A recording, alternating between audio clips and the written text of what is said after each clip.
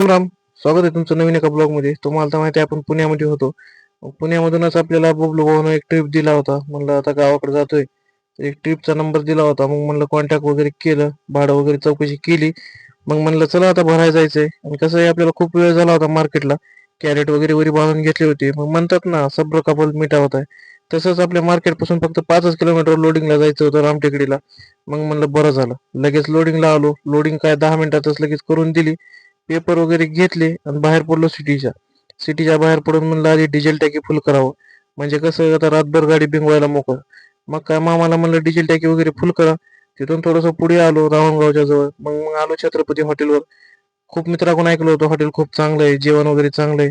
मग काय म्हणलं जेवण बघावं. जेवण वगैरे केलं. जेवण खरंच मित्रांनो एक नंबर आहे.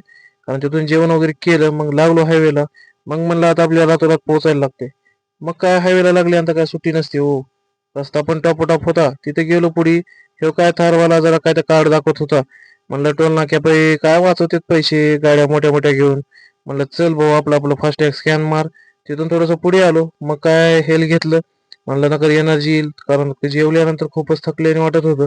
मग काय तिथून हेल वगैरे पिलं. मग काय लावलं रिबीट. रिबीट लावल्यानंतर मग म्हणलं आता कसं आहे, आता खूप लांब जायचंय आपल्याला.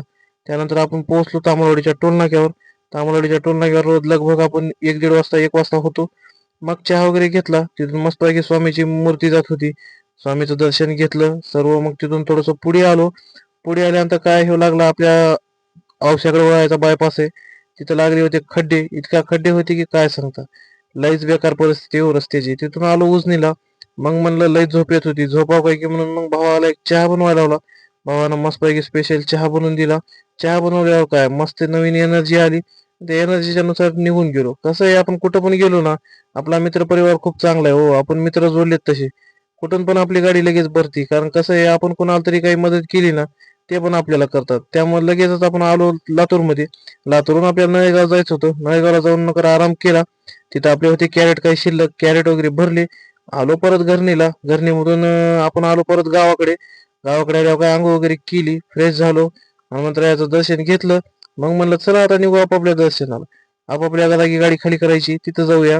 तिथून थोडंसं पुढे आलो. पुढे आल्यानंतर बघतो तर काय आपण आलो होतो जवळपास आता नांदेड हायवेला. नांदेड हायवेला म्हणलं आता रिपीट लावा. खूप दिवसानं आता आपण नांदेडला येत होतो.